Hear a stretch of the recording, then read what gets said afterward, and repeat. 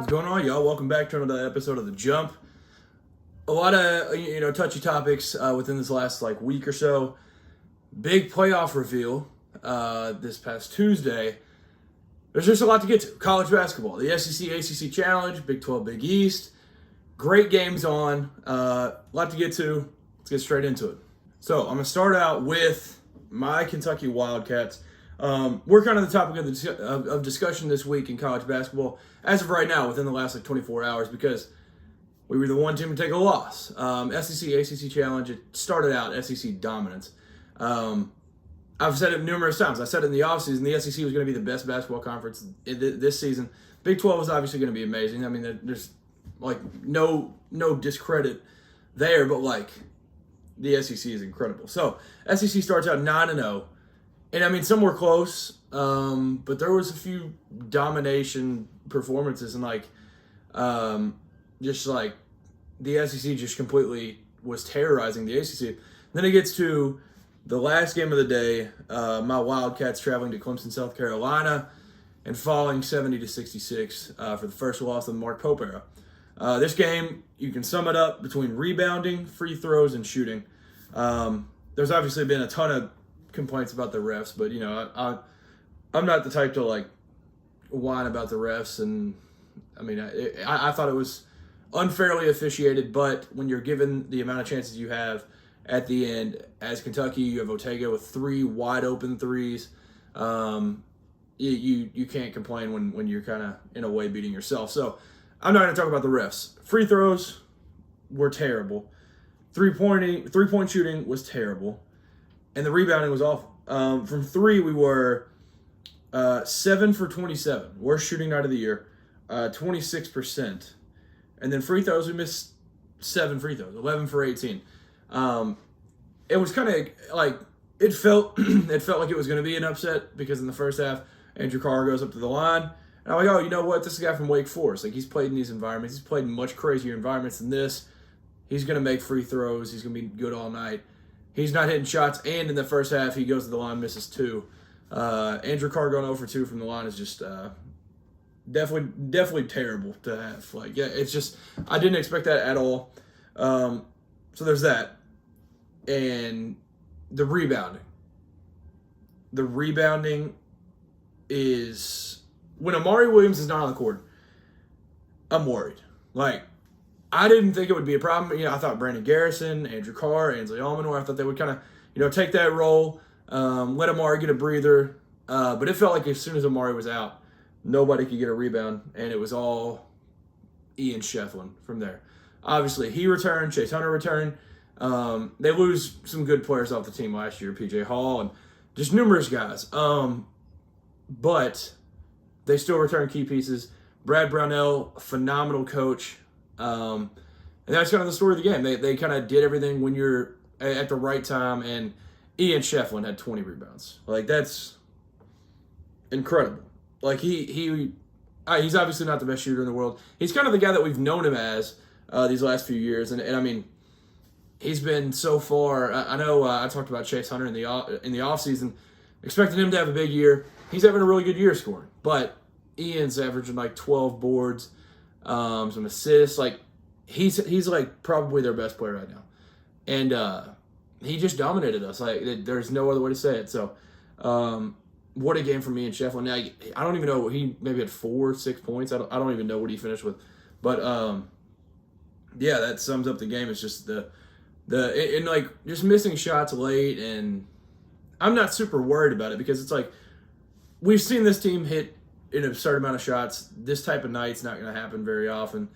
I'm not super worried about it. The biggest takeaway negatively was Kerr Kriisa. His box score plus minus ended up being minus 21. Not great minutes out of him when Lamont, he got banged up in the first half, and then just needing breathers late and foul trouble too. So Kerr wasn't great in his absence, but I'm not really tripping over it. In the preseason, I picked this as a loss. I picked this as a loss and a win at Gonzaga. I say at Gonzaga, it's considered neutral, but it's I think we're playing in Seattle because, the first one was Spokane. The Spokane Arena, and I think they considered that one neutral somehow. But yeah, we're playing in Seattle. It's at Gonzaga.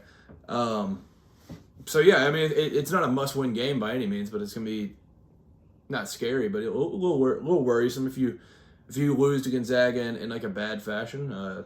People might get worried. But with that being said, like I'm not worried at all about the Clemson game. Like Clemson's gonna be a good team. From what I've seen so far this year, I kind of thought Wake Forest would maybe beat A&M because I've not been impressed with A&M as of right now. Clemson might be the third best team in the ACC, and I don't think that's like a crazy thing to say. I mean, they look good. But yeah, with that being said, 9-0 for the SEC. Incredible start, and then go 9-1 first day. And then I'm filming this as of right now because, well, scheduling issues. I got to get this video done now, this podcast, and got to get the ball talk out now. I'm filming this at halftime of the Baylor-UConn game, 37-36. Absolutely incredible ball game. Dan Hurley is back. He's been absolutely electric tonight. UConn went down early, battled back, and it's been a phenomenal game since then. So second half will start here in a few minutes. Alabama, North Carolina. Alabama's hot. I missed these last few minutes of it. And then Virginia. I've been impressed with how they started tonight. So, yeah, there's a lot of great games on tonight. Obviously, the big one, Auburn and Duke on the road. Not SEC, ACC. Big 12, Big East. Marquette at Iowa State, a top 6 matchup. Kansas goes to Creighton. I'm excited for Pittsburgh, Mississippi State. There's a lot of great games on tonight. It's one of the best. I'm not sure if you can say there was a better day, even in Feast Week, than this. Whatever day that was where like all the games were happening. That was an incredible day. But like this day is absolutely incredible. So super excited to watch these games. So I'm going to try to make this as short as possible. But there's a few things that I need to talk about. So, non-college basketball wise, the newest college football playoff came out. And I've heard people on Twitter say that they should have not done it this week, not released it, and then had all this drama waiting for right after conference championship week, because now we're really down to like 2 options, and like all the drama of like South Carolina, Ole Miss, Miami, like they're out. So there's like no point in the drama. It comes down to Alabama. Obviously the team with the logo. I thought that Alabama would be the one, and I said it last week that South Carolina should not be in. You lost to the wrong teams. Ole Miss, you lost to Kentucky. 4-8 Kentucky, 1 conference win. Alabama deserves that spot. They are the highest of the 4. I didn't know whether they would put Miami in front, but then after you see it, you're like, okay, it is Alabama. They have the A on their uniform. It's the Crimson Tide. Like, they're going to be placed ahead of them. So Alabama falls at 11. Now, this is interesting because if Clemson beats SMU, then the committee has a decision between Alabama and SMU. So I kind of hate this because I think SMU is kind of being screwed in this situation. And I mean, numerous people at ESPN and with the playoff committee have all said there's a chance Alabama jumps to SMU with 11-2 SMU. So I hate that because Indiana's not given an opportunity to play in their conference championship game. SMU is. They're in the same boat, and SMU might get screwed out because they are playing for a conference championship. So it kind of sucks. It kind of sucks for SMU. I hate it. But if SMU wins, then everything's clear, and Clemson's not making the playoff, and there's all that. But you kind of feel bad for a team like South Carolina at this point, though, because I was strongly in the party that they do not deserve to be in the playoff. I thought they had a great season, great ending to the year. They're young, keep their guys. They're going to be a great team in the next couple of years. But it kind of sucks because they just went and beat number 12 on the road, and then Alabama beat an unranked Auburn and moves up more than they moved. Like they've just kind of been screwed with all the ranking. And the number 12 that they just beat on their home field still has a chance to make the college football playoff. Like, that's crazy. I think I don't know what needs to happen with this. Like, I'm not quite sure. But you got to feel bad for South Carolina, and then obviously the Mountain West. Like, I'm super excited because the ACC champs getting in, obviously, and SMU, it's going to be a little controversial. Big 12's a one-bid league. They're getting one team in. And then the Mountain West, like that winner, number 20 UNLV, number 10 Boise State, that winner, if UNLV ends up winning, I think they'll maybe take the 12. And Arizona State, Iowa State, that winner is going to get the 4 now. But obviously, if Boise just rolls and wins, then they'll be in those top 4 spots and getting a bye. So that's going to be super interesting to watch too. So like, it's going to be an awesome weekend. These are as good a matchups as I can imagine going into the conference championships. And I don't think it's crazy to say UNLV can go up to Boise and win a football game. I don't know if I'm going to pick them.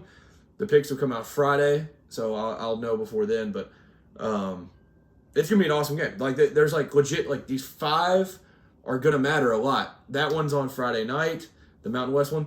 Then you have the Big 12 at noon on Saturday, the SEC at 4, and then Big Ten and ACC are both at 8 o'clock.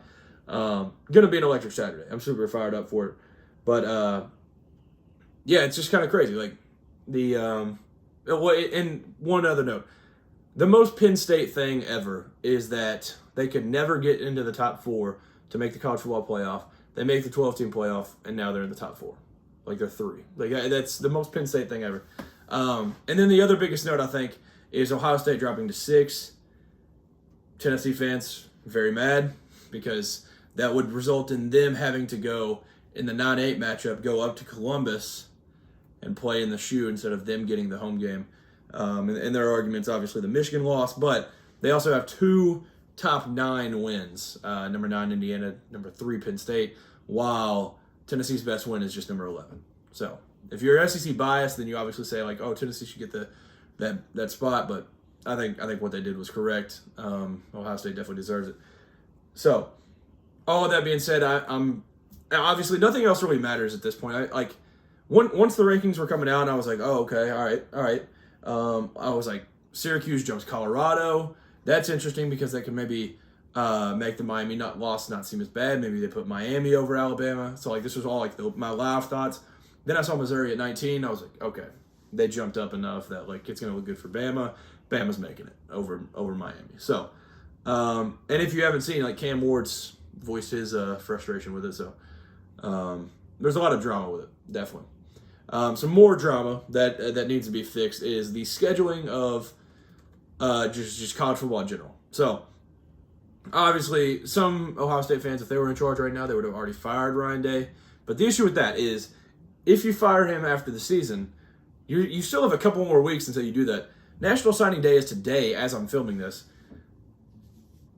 Like, you're screwed. You're absolutely screwed. And that's why Michigan was screwed this year. They hire Sharon Moore, which like they maybe would have done that anyways, but like they have to hire Sharon Moore because like all these coaches, the coaching carousel is done by the time they're sitting there like ready to move on. Like I said, National Signing Day is today, so you're not like flipping guys. You'll lose commits. You're not getting other guys that are already signed. And then the transfer portal's open. So like you look at these guys that like Ole Miss, like that's barely missing the playoff. They bring back a couple of those guys. They hit the portal hard, and they're getting stacked while you're preparing for some games, and you can't go out and get into the portal. It's all like, kind of messed up. That needs to be like shifted back. It's all just kind of messed up. Which obviously it's the first year of the 12-team playoff, so some things are probably they're bound to change. But that's just kind of my notes as of right now, because like I was seeing all of the different signings today and the flips, and like I was like, man. I haven't really thought about it like that, but like, yeah, I mean, you're kind of screwed. Like, the more I think about it is like, I think Ryan Day is fired if he doesn't win a national championship.